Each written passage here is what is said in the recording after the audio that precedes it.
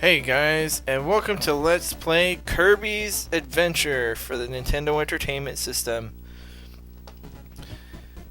And yes, we learned how to draw Kirby and Kirby's Adventure. Now this is a game I feel that everybody should at least play once if you're a fan of the Nintendo. This is one of those games that you should have at least played once. If you didn't own it, you should have at least rented it or something. I would consider it one of the essential titles, really. Even though it's a lot easier than most Nintendo titles, it's more for the younger kids, but still a lot of fun. There's still a challenge to be had. It's certainly no Battletoads, but the reason why I like this so much is, as you can see here during this little intro tutorial here, Kirby just has a ton of different power-ups. Like normally he has like a few, but in this game he just had so many different things that he could do, and you could get them just from the beginning without having to like combine them with anything, or you get different partners to get different powers and all that. It's just Kirby and his copy ability, and it was a lot of fun.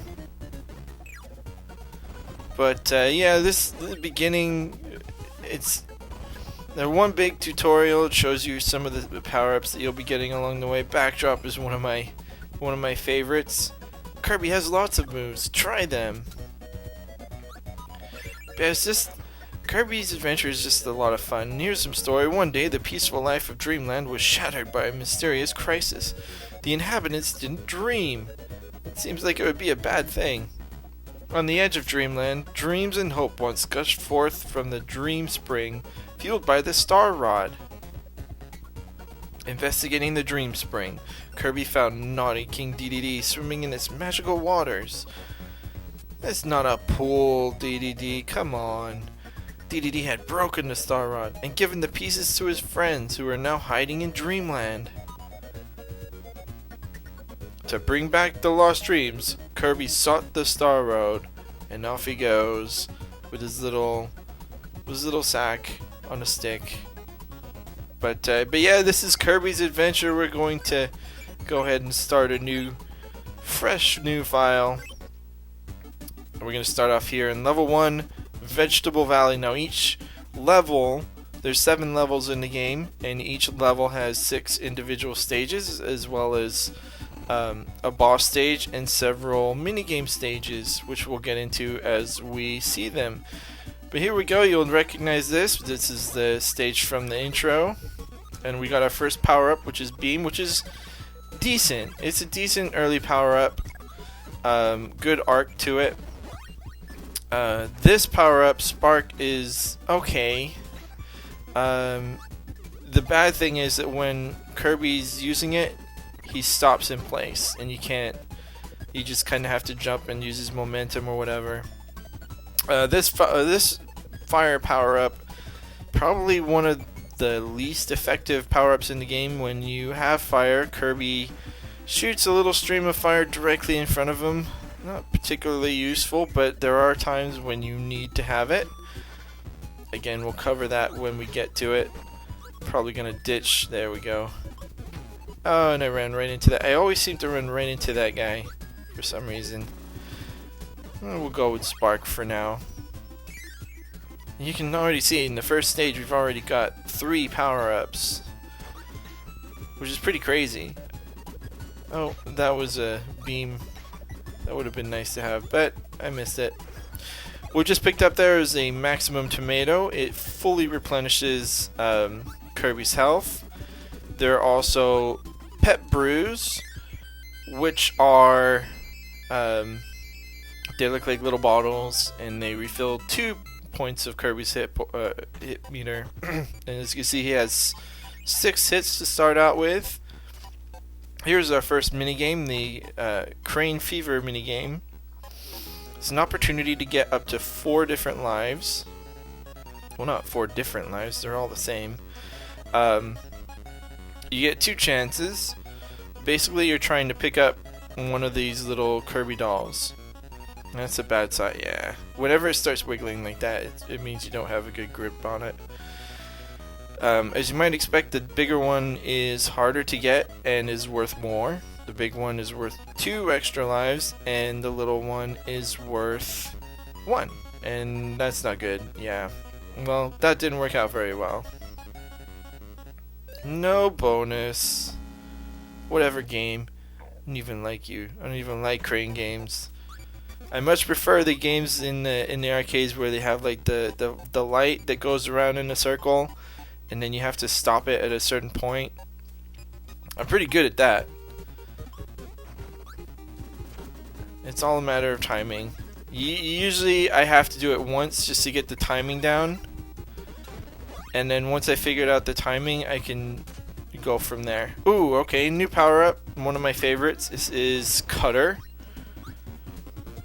and it shoots these little blades that come back in a boomerang style fashion.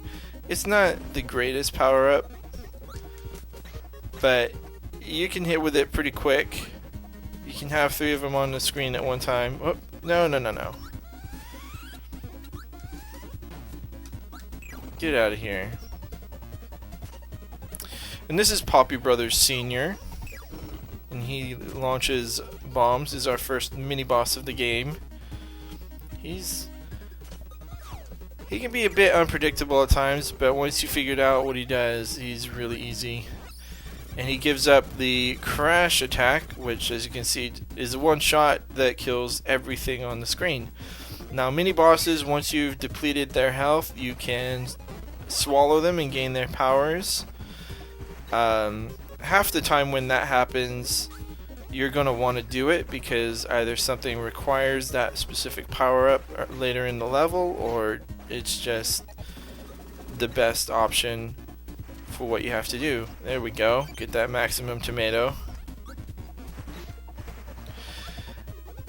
And yes, Kirby can fly. I'm pretty sure I haven't mentioned that yet, but whoop, get back here. See, I think fire just kind of sucks. And what's worse is he can't move while he's attacking, so you know.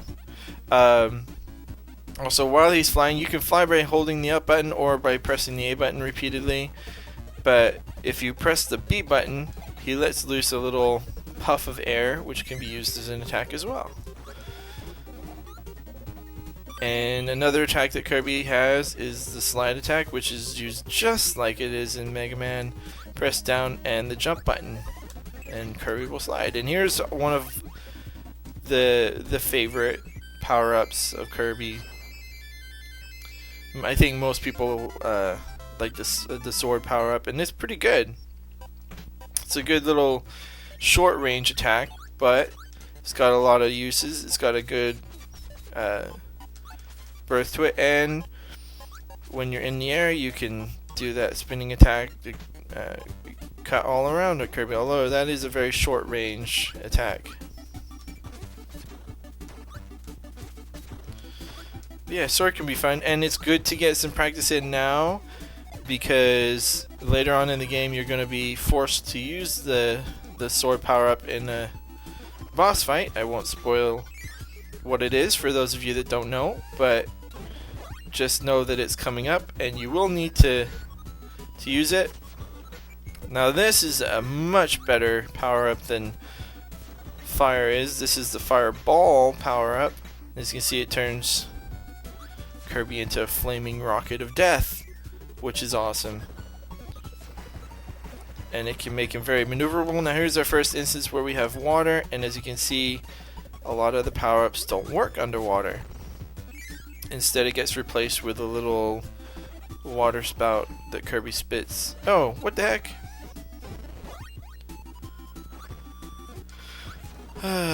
But yeah, so as you can see already, just going this far into the game, we already have a lot of slowdown. No, that's not what I was gonna say. We have a lot of different powers. And that's fantastic. You get choices. That was way too early. You used to be able to hit this all the time when I was a kid, but now for some reason I just can't get it. Alright, so this is another little area of the museum. Here's a colorful display of enemies with special abilities. Eat the one you want.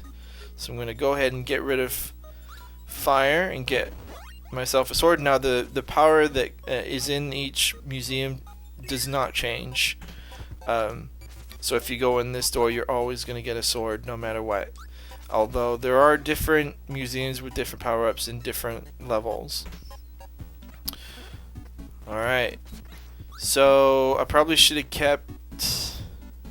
No. Okay, here's what I'm going to do. I'm going to grab the spark because it's going to be useful against this mini-boss coming up. I'm going to avoid that Poppy Brothers Jr. So as you can see... So we get a power-up that's a lot like Spark here, except it's got an additional property, which you just saw, that makes it so much better. And that's it. It freezes an enemy, and you can use it as a projectile. So it's got a little bit more added offensive potential than Spark does.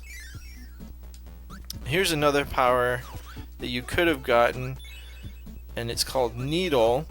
It works much the same way as Spark and Ice do, except again you can't move and you can't hold it like I'm doing now. You'll press it. Well, actually, I'm not sure. You might be able to hold it.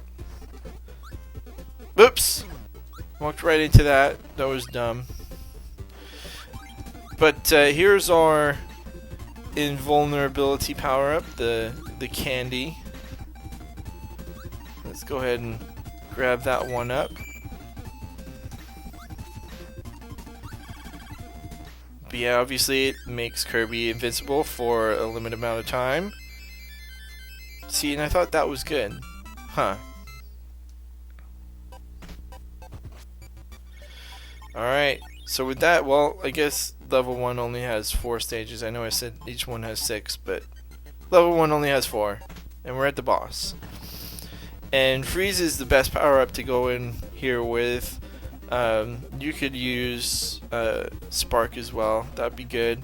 What you want to do is you want to get right up to Wispy Wood's trunk and hold the B button.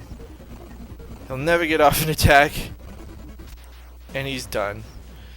Ordinarily, if you were to fight him without a power like that, you'd have to inhale apples and throw them at his face.